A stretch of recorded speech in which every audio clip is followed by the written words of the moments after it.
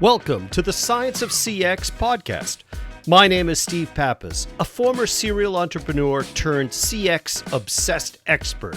And each week we bring you an inspiring message and insight into how customer experience can catapult your business to soar, grow, and accelerate beyond what you thought was possible.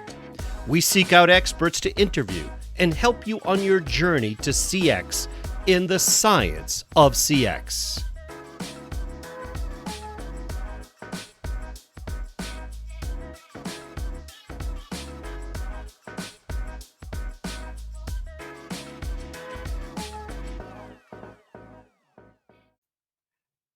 Well, welcome everybody to another episode of the Science of CX. I'm Steve Pappas, your host, and along with me, my co-host Angela is waiting patiently to jump on board and jump into the conversation today. Hi, Angela. Hi, Steve. And I'm really excited. I finally have a camera so we can see each other while we're having a conversation today, and I can see our guest. Why don't you tell us about her? Great. Well, today we have Ardath Albee. And Ardath, welcome to the show. And I'll tell everybody a little bit about your bio in a second, but we're really happy that you were able to find the time and come on today. Thanks, Steve. It's really good to be here.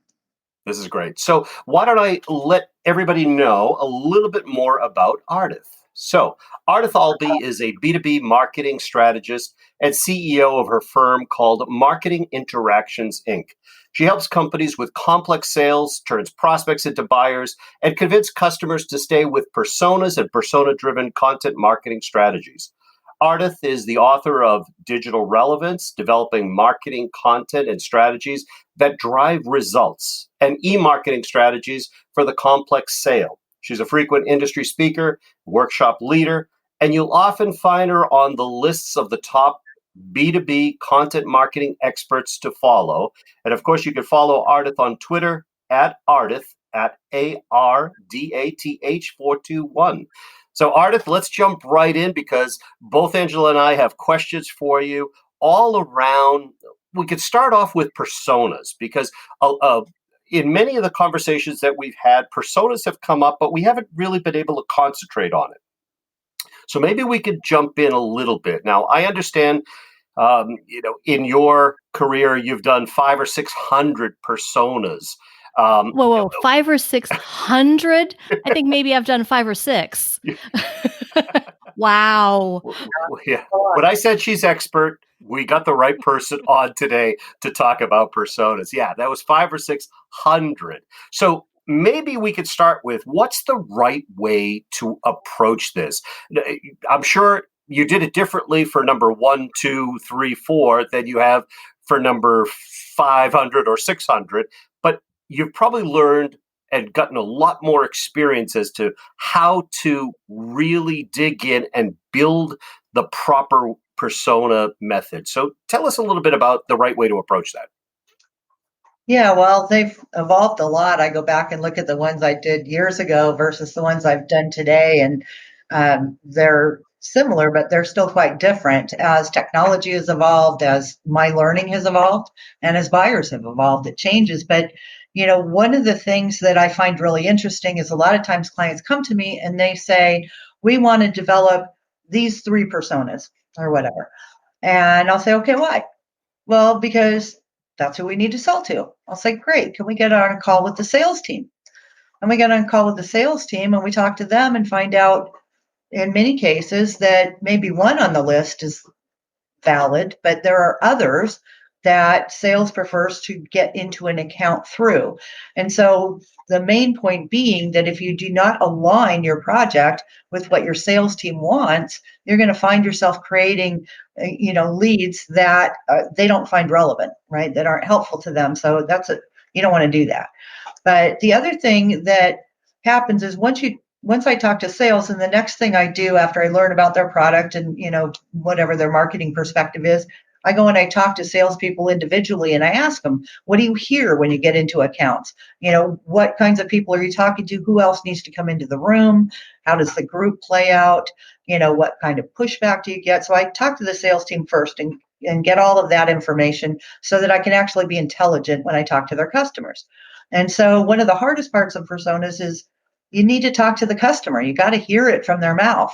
And so what I ask for are customers who have become accounts in 18 months or less so that they don't forget what they went through in the buying process. And the people I talk to need to have been involved in the buying process. If they took over the account after the buying was done, not going to help here because you don't know what they went through, right? So what I've learned is you're lucky if you can get 30 minutes on a customer's calendar. Getting these scheduled is, what adds to the timeline for these projects. And so when you get into a conversation with them, you want to be really prepared and only ask them stuff that you can't learn by reading their LinkedIn profile, by looking at their company website, because you got 30 minutes. And so what you really want to do is focus on getting them to tell you in their own words how their perspective about the problem they were solving.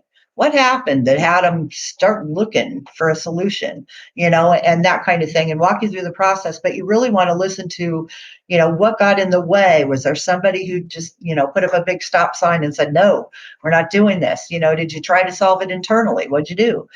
Different questions like that. But what you want to really listen for is the phrases and the words they use.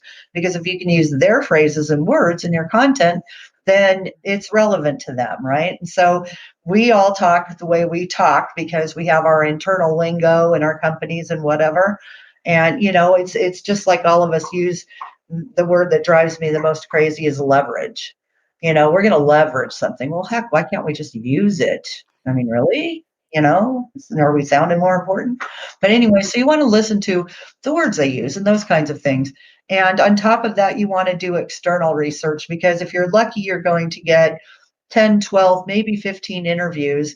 And that's really not enough. So what you want to do is cull all that information down. And then I usually go and find 50 to 100 profiles on LinkedIn and go out and look at them, people in the same roles at the same types of companies, and look what they say. There's no better place you can go to find this information than people write their own profiles, right? They put up their own stuff. So what they're putting up is important to them. But one of the best things is in the recommendations area of a profile. What do people say about them? Sally was a great mentor to me, or Harry is really detail oriented and he's going to get to the bottom of whatever, or, whatever they say helps you understand the types of people that are in those roles and what's, valuable about them. So it's not only what they say about themselves, but what others say about them. Any articles they've written and posted, things they share in their activity line, whatever. But, and then you compile all this information. And one of the most important, there's two things that I think are really important in a persona. One is a day in the life, which I write in their perspective. So first person, like they're talking to you, so that because you're not always writing content for them. So, or if you have a writer, an outsourced writer, whatever, you can hand them that. They can read it. They can step into the shoes. They can understand the audience, who they're writing for. And it just gets your head back into that mindset. The second thing is questions. What I'm looking all the way through when I'm talking to customers is what questions do they have? What do they need to know? Because that's going to drive search. That's going to drive their interest in your content, looking for those answers. And it's going to help you with your storytelling. So, that's just a quick overview of the basics. There's a tip right there that honestly had never even crossed my mind. The couple personas that I've done where you're basic, what are they seeing, thinking, doing, or saying? You can go out to LinkedIn, and because they are writing their own profiles, you're seeing very quickly through their own language some of the answers to that without having to spend so much time asking them about it. That's brilliant. Thank you. I know people are always amazed at that one, but I've been doing it for years, and it's one way to validate, the conversations that you've had and make sure your information is good. Also reminds me I need to update my LinkedIn profile. Me too. So that brings up another question. I mean, as I've probably in my career been through a dozen different sales methodology trainings, and in all of them, we do some type of persona development. Most recently in solution selling, because in SaaS world, solution selling or similar are used fairly heavily. So as we develop the personas, we start to look at all of the characteristics and all of the information about the type of persona. But the one thing that was always kind of tripping people up along the way was the power level, right? So, in other words, does this persona have the power within the organization to get a deal across the line? So, we have many listeners that are selling technology or selling other goods or services. And I think the one dimension that we used to wrestle with was, do they have the ability to get that across the line? And I'll give you a good example now. Angela was one of my earliest customers here at Panviva. Okay, so I'm telling the behind the scenes story. But Angela is a very strong persona. She saw the value in something, and she wasn't going to let the inertia of the organization not allow her to get it across a finish line so that she could do something that was for the better of the organization. So I think that's one other dimension that we've wrestled with. And, can that be factored into your persona building? Yeah, as a matter of fact, it can and it should be. And so one of the things that's really critical when you're talking to the customers is, how'd you get the deal done? What did it take? Who decided? Did you decide? Did you have to just simply go and present the business case and get it blessed? Or did you have to, sell it internally into the organization? And as buying committees have grown bigger, there's a lot of internal selling going on, right? And convincing people to get to that consensus. And so one of the things that I did for my clients, because there comes a point where you can only create so many personas because you can't create content for all of them. And so what I did was create a tiered structure. And so I have what I call your primary personas, which are the people you have to have in the room. Do you have to get involved? Then there are what I call mini personas, which are kind of the influencers. Like, if you're selling SaaS at some point, even if you're selling to a business division, IT is going to have to sign off. Yes, is it compatible with our infrastructure? Yes, it's secure enough, whatever those things are. So a mini persona, you just need to know, what do they need to know in order to sign off, or whatever. And you're going to create story around that just for them. And then there's that third level, which I call a tertiary persona, which for most intents and purposes is the C-suite. Because everybody will say to you, we've got to get the CXO involved, right? But most of the time, the CXO doesn't care. You're not selling something strategic enough that they are going to be the ones who are on your website reaching out to your salespeople, right? But you need information to have them build awareness. So it's not out of the blue when your champion or whoever comes and presents to them. They're probably going to sit in on the presentation. And so you need to prime them with information about your whatever. So you need to know enough about them to know what trends are they following, for example, what do they care about, what things do they need to know about in relation to business outcomes, if they're a business side C-suite versus a CIO, for example, still need to know business side, but enough so that you can create 2 or 3 really solid resources that your main persona can pass along to them, right? So think about it this way. You may be able to have the resources to create 3 personas, but perhaps there's 8 people that are going to be in the room, or 11.2 according to Gartner, right?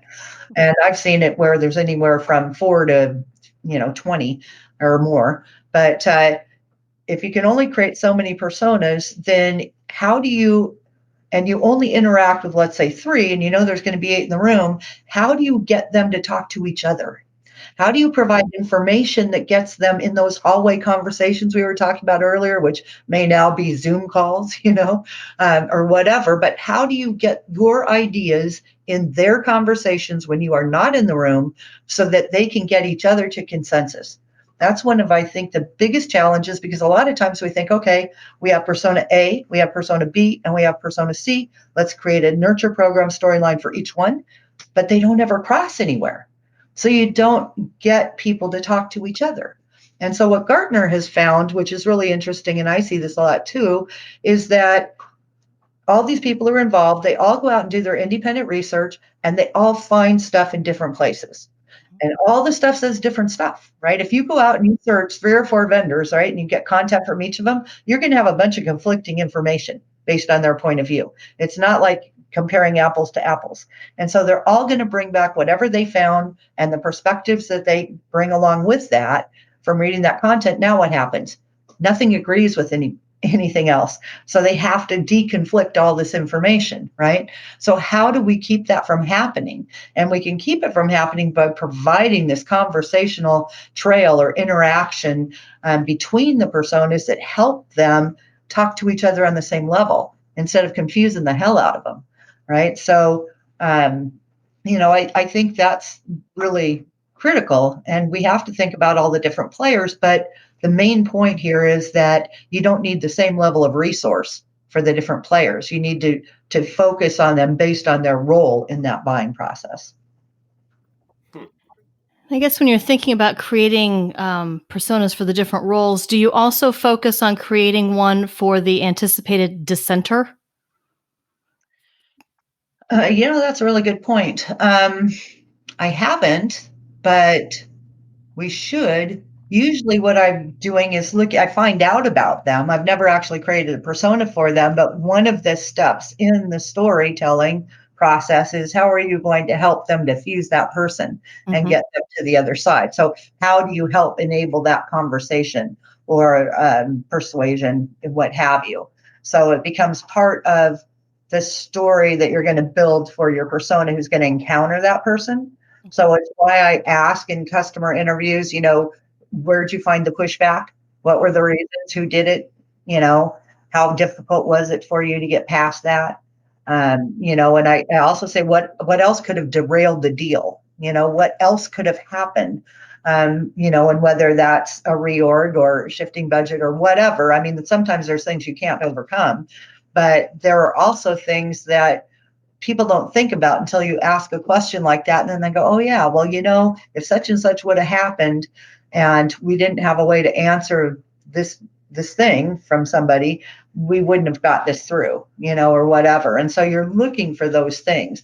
But I hadn't thought about creating a persona for that. The closest I can get to that is one time I had a client or a potential client who was trying to convince their boss to build personas who didn't believe in them. So we built a persona for him, and she kind of did what I call the water drip torture method. We created information that she could share with him to get him to move along and start seeing the value. And we actually got the project done. So, but that's the closest I can get to that. It almost seems like that's a natural byproduct of the way companies buy today, because as you said earlier, that everybody goes off, they start looking at the problem and they start looking at the solutions, and they're bringing them back to the amorphous persona called the committee. And by the time they bring it back, they're thinking, yeah, this one out of the 4 that I looked at is pretty good. That's the one I'm backing. So they're each now backing a particular horse in the race. And of course, naturally, there's ownership, silos, feelings, et cetera, that happen. So a natural byproduct is you probably will have one or more dissenters. So Angela, I think you've got a good point, and maybe take that as part of the process in building the storytelling. So then we have to get to the content that has to be developed, because you're almost what I'm just paraphrasing, but what you're almost doing is, in the course of a sales cycle, the personas will have content, but you're also teaching them to carry the torch throughout the organization. So you're almost creating mini salespeople within an organization, or mini marketing people, right? And you certainly don't want to have the negative ones carrying that. So you've also got to figure out who out of those 4 people, if I could get to all of them, who out of those 4 people are going to be the strong champion too, right? So let's talk about how this now moves to the storytelling, and the storytelling is fueled by the marketing content. Right. And, I have a background. Well, I have a degree in English literature, but I'm also a closet fiction writer. So Wow. I've written, 5 novels now, I think, so far, and unpublished yet, but I did win an award as an unpublished author. in 2005 before I became a consultant and then had no time for fiction. But anyway, so when you look at story, what you're really looking at is your hero, who's your buyer, right? Has a goal, gets confronted with a problem, doesn't have the resources to solve the problem, finds a mentor, learns what he needs to know, overcomes the obstacle, and gets to the happily ever after kind of thing, right? So if you look at that from a business perspective, your hero is your buyer, right? The problem is whatever the problem is they're solving. The antagonist is, not being able to get to their goal, whatever's keeping them from that. Or it could be the dissenters, right? Or whatever. But the mentor in this whole story is you, the company, right? So you need to come in and teach them what they need to know and help them get where they're going. So you have that basic structure. But then the reason I said one of my favorite things in personas was the questions is because if you go back and look at all the questions they had to answer starting from why should I care? We start too late. We think everybody knows they have a problem, right? But why should I care? Look at their status quo. What are they doing today? Why haven't they already solved the problem, right? So why should I care? And then what's your answer to that? So you answer that and they get that information, and you know how you get, and when you ask a question, you get an answer, it clears the way for the next question to come up. So then you say, yeah, that's great. But what about, right? What are my peers doing? Or what are other companies like me doing? Why should I really solve the problem? And then you answer that. And then they say, oh, well, that's pretty compelling, but gee, what happens if I don't do anything? How bad could it possibly get, right? So then you answer that. And so if you see this, it's Q&A, and it just builds holistically, it builds naturally. And it's like having a conversation, essentially. The main thing about this is, as you build a story like this, what you find is that if a new question comes up, let's say you refresh your personas and there's a whole new question because technology has changed or the market has changed or COVID happened or whatever, you can figure out where in that storyline would that question come up and insert it. And so you don't have to scrap what you've started. I have clients who have had their stories in place for like 5 years, and every year they go out and assess which, are there new questions? Do we need to update the answers? Whatever. And they have these nurture programs that just keep evolving because they engage people and they pull them through the process. But when you're thinking about story, it's how to get rid of those random acts of content where you throw stuff out there and people say, yeah, that was great. Now what? And there's nothing, right? So you got to remember to connect the dots, because what you're really after is helping them engage and keep learning more at the pace they want to. So everything needs to be connected.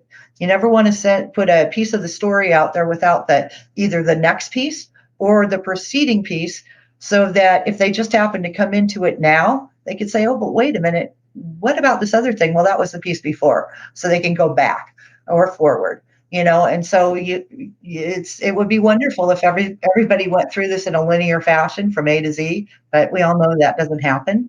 So we have to be smarter than that and think about, okay, how are we going to allow them to get to the part of the story they need? Can we create a content hub where they can choose?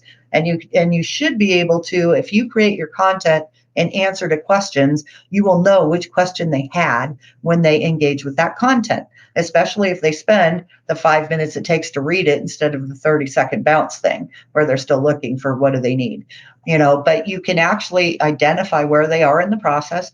You can trigger additional emails, so extensions to the answer to that content based on it. It gives you a way to really understand where they are in that buying process, because quite frankly, the idea of marketing that only serves at the top of the funnel to like dump a bunch of leads in and then pass them to sales is over. That does not work anymore. Marketing has got to contribute to pipeline velocity, revenue generation, whatever, or it's a cost and not an investment.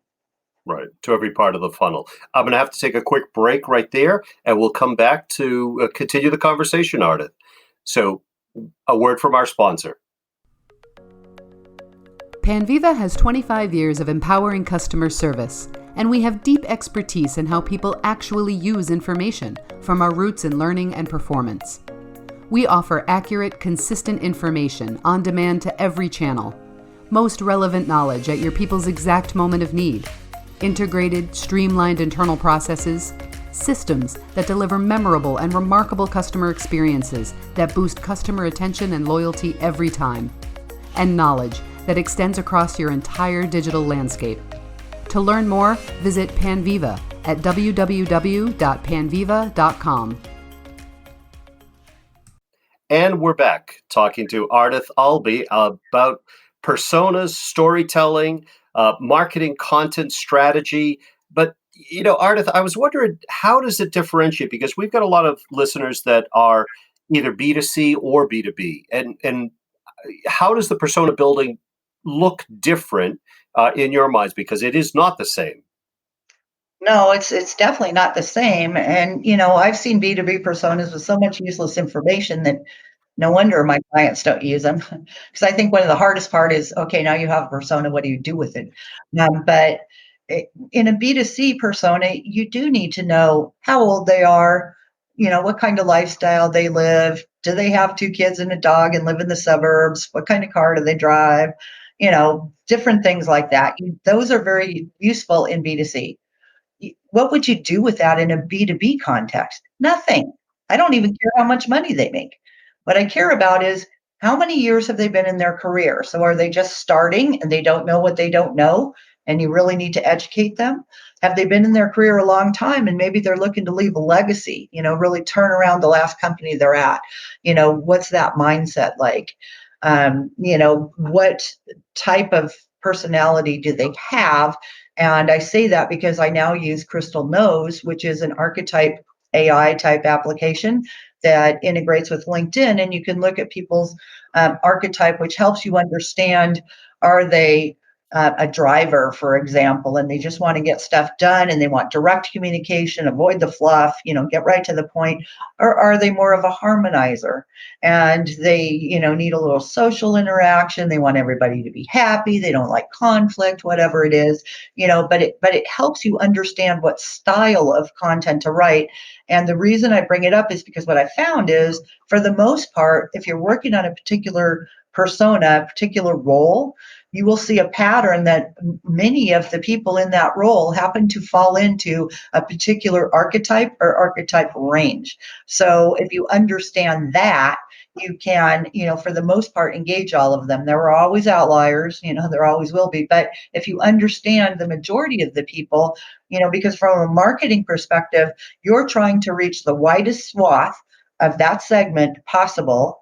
Unless you're doing ABM, but it even applies to ABM. The roles are the roles, So we want to really understand, what that persona is like, and so that's when I go back to the recommendations in LinkedIn, things people say about them. One of the things I like about building tertiary personas is that C-level gets interviewed all the time, and so you can actually hear in their own words. You find interview posts or you find they participate in a panel somewhere or whatever, you can actually collect, verbatim in their own words what they say, which will tell you a lot about them without you having to interview C-suite, which you're never going to get an interview with in the first place unless your client has really good relationships with that level of role. But yeah, the information is different and you want to look at it from a professional aspiration perspective, not a personal one. Right. So it's not about whether they can retire. It's about, can they get their company to the next level, which if they do that, they're going to get a raise. So yeah, they'll be able to retire. Right. Or whatever those things are. But you have to put it under that veil of professional, what applies to their role, to their job, to the company, that kind of thing. Great. Well, we talked a little bit in our pre-call about the trends that are happening these days, especially during COVID, that sales organizations might be changing their focuses back inward to their existing accounts for account expansions. So they're probably looking for marketing to be operating a little bit differently because now they're focusing on accounts versus focusing on net new leads, right? So can we talk a little bit about that? Well, sure. I have direct experience with that. As you know, I'm the interim VP of marketing for a company called Modus. I took that this year because of the COVID environment and having a few big projects stall. So I'd been working with them for a year as a consultant before this, so I knew them, which made this easier. But what happened was we needed to realign all of our marketing to really support sales and customer success because, everybody kind of shut down. They were in the big pause trying to figure out what to do when COVID happened. And as well, buyers were interested in different things. The conversations our sales reps were having were changing, and we needed to change our content to go with that. And so we aligned everything around how do we not only help get sales in conversations, how do we help salespeople have better conversations? What kind of content can we produce for that? And for customer success, it was all about helping them help their sales teams change from direct, field in person sales conversations to remote. How do our tools help them do that? What are some new things that they could incorporate in their tools? Expand their use into some of our different products maybe they didn't have that would help them take their learning and coaching online, for example, or create 3D interactive product demos where they could show, one of our clients, for example, is Caterpillar. When you sell a big excavator, right? And one of the reasons their sales team loves it is they don't have to cart the excavator out to the site to show the buyer. They can pull up their iPad and show them the virtual product tour, spin it around, let them sit in the seat in the cab, and see what the view is and whatever, and drill down into different parts. So our customers that didn't have that are now using that because they can now get that kind of hands-on feel in a demo online to show what their equipment does. One of our customers has a vacuum lift for big concrete slabs, and so they can show videos and show how it works with a virtual tour and those kinds of things. So really helping our customers see what's possible because they already have the foundation of our product, and but also helping both customer success and sales understand how to build those better conversations. So one of the things marketing needs to understand when they're building personas is they are the ones with the most customer insight that is broad enough to be applicable in a bunch of different buying situations, right? So your sales reps may know the buyers they sold to individually, but that's going to look different from account to account. Marketers have an overall understanding about our buyers. And the other thing that we've seen is different buyers are now coming into play, right? Because things have changed. And so how do we quickly get them up to speed on, what those people want, need, and care about? In my opinion, marketing should be the keeper of, experience creation. We are the drivers of it. We have the insights to make these experiences happen and come to life. And we also have a lot more digital experience than most of the sales teams, that we're working with, and the sales team at Modus in particular, just because they're used to face-to-face and going to events and talking to people and shaking their hands and meeting them in person. As marketers, we spend most of our time doing digital, other than supported events that we used to go to. But, we are the ones with the most background there. And we also are the storytellers. We need to help our sales teams and our customer service reps shift the stories to go with what's happening now. And I think one of the things that surprised me the most when the whole coronavirus situation happened was I saw all these posts out on LinkedIn about how important it is to know your buyers. And I thought, what the heck were you doing before that? I mean, seriously. Exactly. Well, Ardath, I'd love to have you back because I would love to get to talk about intent data, predictive data, and go down that path. But maybe in the minute that we've got left, you could give a few tips for our listeners to that are going to be sitting down with their Zoom team and start to think about these things. And what would you recommend that they do as a little homework assignment to start thinking about personas differently and start thinking about the story a little differently? Just, the little bit of nuggets that we can give them. Yeah. I'll tell you one thing that really helps you get a feel for why you need personas is if your company records sales calls, with prospects, go listen to them. It's really interesting to hear what your sales team is being asked, and then how they answer. Is everybody on the same page? Or when they say, well, tell me, what does company X do? Does every salesperson say the same thing? I guess I would bet no, which is what I usually find. But when you actually sit on these calls and you listen to the conversations and the questions that the buyers ask, it's enlightening. And then you start thinking, okay, do you have content that answers those questions? Are you giving it to your sales team appropriately? And are you telling them how to use it? Just because you give content to salespeople doesn't mean they'll use it. You got to tell them how to use it. How do they help, get entree into an actual conversation in the use of content? How does it help drive that? How does it support your conversations?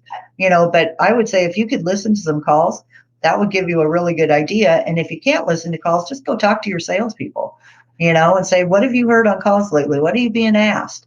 And write down those questions and then say, okay, what content would you recommend they use to answer them? Do you have it?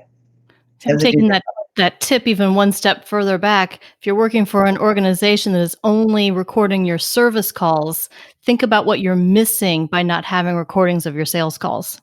Right. Or if you're doing account expansion or whatever, listen to those service calls. Mm-hmm. Recorded calls, it's voice of customer. You can learn so much. And yet, the thing for me is if your salespeople tell you it is colored through how it's coming out of their mouth, right? It's going to be biased from the get-go. Same with your customer success team. You want to hear it come out of your customers' mouths or your prospects' mouths. Perfect. Well, we're going to have to end there. Ardath, thank you very much for coming on today. If people want to get in touch with Ardath, you can follow her on Twitter at Ardath, Ardath 421. If you want to look her up for her books, Digital Relevance, Developing Marketing Content and Strategies that Drive Results, or E-Marketing Strategies for the Complex Sales, you can head on over to her website, www.marketinginteractions.com. I have learned so much today. Ardath, I want to thank you very much for joining us on the Science of CX today, and we hope to have you back. Well, thank you so much. It's been my pleasure. Thanks, Ardath. Really appreciate it. You've been listening to the Science of CX. My name is Steve Pappas. I really hope you've enjoyed this episode. And if you have, the highest compliment that you can give us is to subscribe, rate, and review the Science of CX. Thanks, and we'll see you in the next episode.